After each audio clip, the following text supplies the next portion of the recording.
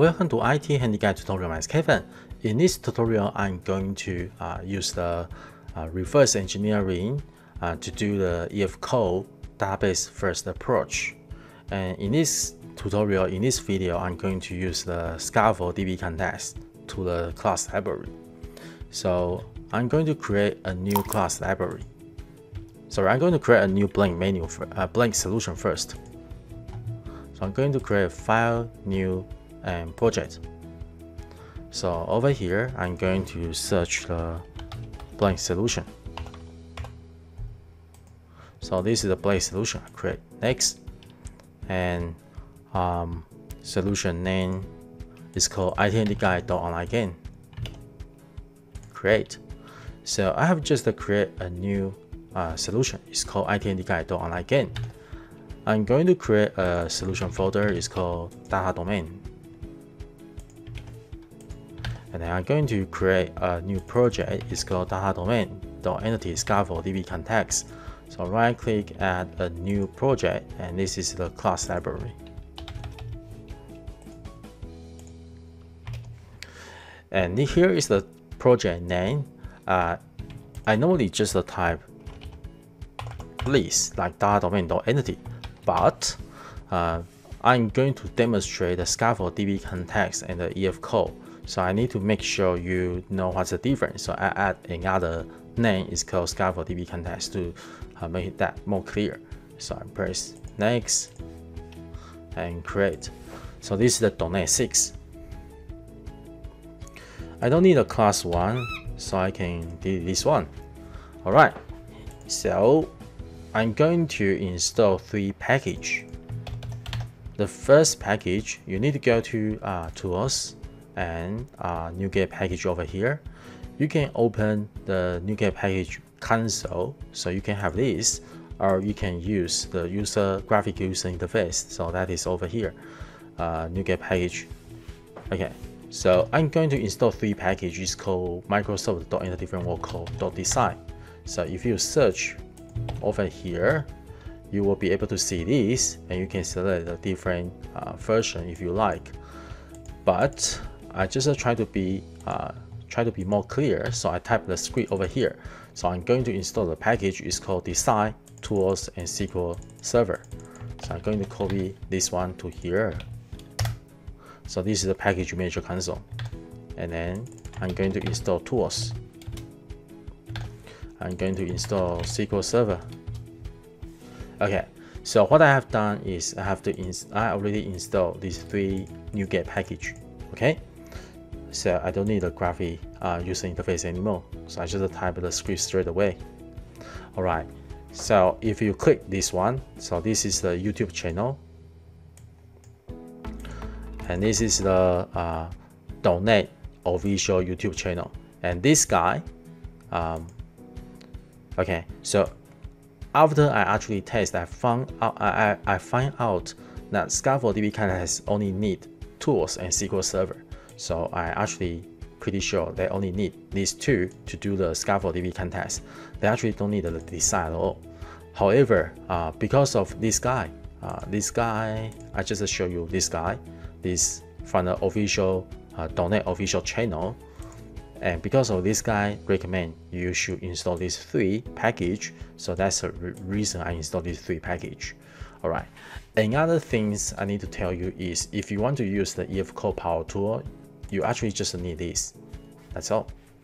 Okay, so for the convenience of teaching, I decided to follow the video of official YouTube channel. So I decided to install these 3 packages straight away. Alright, and then I'm going to do the ScaffoldDbContext. So this is a script I'm going to type. It's called ScaffoldDbContext, and here is the connection string. So this is my server name. So how can you get your server name? You just need to open your SSMS and click this button and copy this. So this is your server name. Okay, and I want to connect to the online game database, which is this online game database, and trust connection true.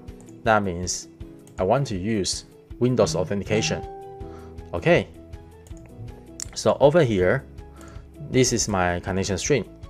Then I'm going to use the this NuGet package, and the output to this folder is called generate model. Okay, generate model. So I'm going to type this script over here. Then it will return me some error message. Okay, so this string is actually come from this guy, come from .NET official channel. And then I realize there's a big change. Okay, so if you click over here, on top, they ask a few questions. The best answer is below, so you click this. They will lead you to here. So it says you need to go to here. He says breaking change in .NET 4.0. Okay, let me go back. All right, so they actually change one of the parameter is called encrypt from false to true. Okay, from false to true. They change the encrypt in connection string from false to true. That means in previous version, by default, the encrypt is equal to false, but now the encrypt is equal to true. All right, I don't. There's a reason they explain over here. Okay, there's a reason they explain over here. So this is a big change. So if you want to get a quick fix, you just need to add this parameter to false straight away. And otherwise, you need to set up your clouding, encrypt, a lot of things. But as a developer, if you just want to develop it in your own machine, the quick fix is okay for you. So what I'm going to do is I'm going to add the encrypt equal to false to here. The other guy suggests you to use the trust the server certificate equal to true, and this is wrong. This is so wrong. Okay, so don't do that. Okay, if you do this, you still can work, but don't do this. Okay, you need to use the encrypt equal to false. All right. So what I'm going to do is I'm going to add encrypt is equal to false to my connection string. Everything else is the same. So I'm going to, this is my server name, database name, and use the Windows authentication, encryption equal to false, and I'm going to generate the code to the generate model folder. So I'm going to copy this and paste to here and press enter. So now it can generate the entity framework code. So you can see they generate to this folder, generate model. So here is my DB context, and here is my EF model. All right. So so this is what we have done before. What about I have a login is called login 2. Login 2 is over here. Sorry, tester 2 is over here. I want to use the tester 2 instead of Windows authentication. So I'm going to change this to here. So that will become a user ID test2 password 1234. So you have to make sure a few things. You have to make sure your password is you have to make sure you have all the server role.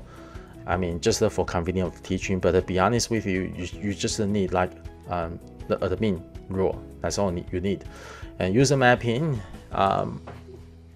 you just select every single role just for convenience of teaching and for convenience of developing. But when you publish online, you need to select as less as possible. Okay, I can't remember which one I should select, but I just select every single role just for my convenience. Okay, so I just give all the roles, all the server role, and all the roles for the online game. I also have to confirm my password is 1234, so I press OK.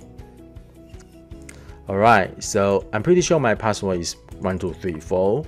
So I'm going to use this script to generate the EF model. So what I'm going to do is I'm going to delete the generate folder and type this one. See, this is the user ID tester2 password 1234. Everything else is the same. So I press enter. It can also generate the EF code. So this is my DB context over here. Okay, so and also look at this. If you look at the namespace, that will call generated model, and that is so wrong. So the correct answer should be this or this. Okay, so how can you do that? You actually can specify the namespace as well. So I'm going to use this script. You see, everything else is the same, and I just add another parameter is called namespace equal to model. Okay, so I'm going to copy this one and delete this and regenerate again. All right, so this time if you look at all the model and the DB context is also in the namespace model, that is okay for me.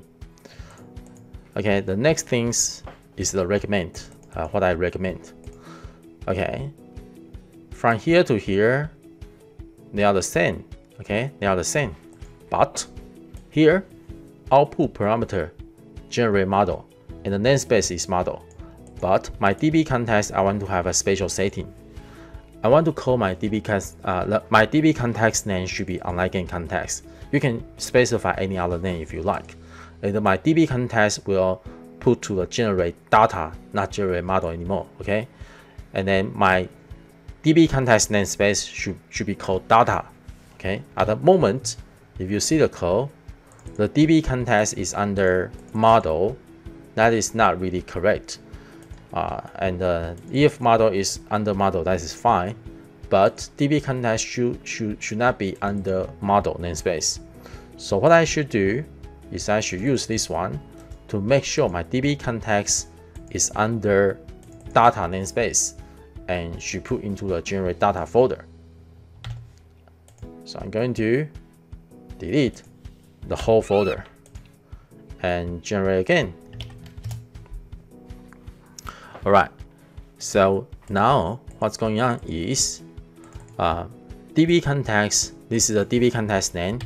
This is a DB context name that is actually is here, specified in here, and the namespace is data, specified in here, and is under generated data. So this is specified in here. Okay, so that's 3 parameters can actually specify the DB context. Everything else still under the model, okay, and still under this generated model folder. Okay, so this is the best script for now. All right, look at the DB context now. Here is my if you look at the model creating, you will see here is the Fluent API syntax.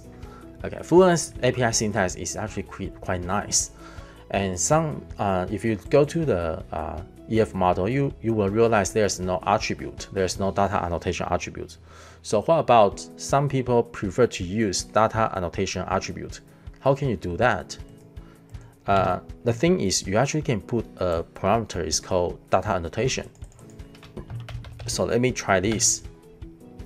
Okay, everything else is the same, only add another extra data annotation attribute. I copy here.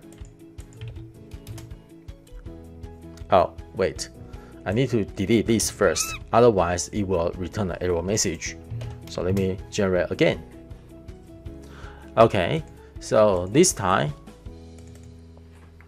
if you look at this EF model, they actually have data annotation attribute. Okay, it's really depending on you. Do you really like this?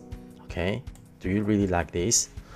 Be honest with you, if you go to the DB context over here, they still have Fluent API syntax.